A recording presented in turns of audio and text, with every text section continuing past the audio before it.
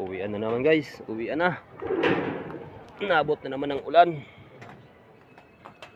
Basa na naman ng mga tao. Guys, so, basa.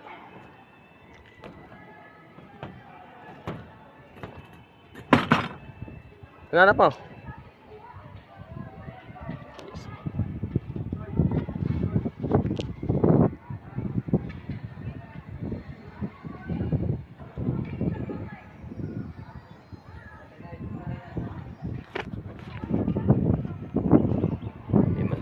Yung ginagawa namin guys kasi umulan bigla, pati electrician nagsibaba na. Okay, so mabakal pagkabit ng electrical.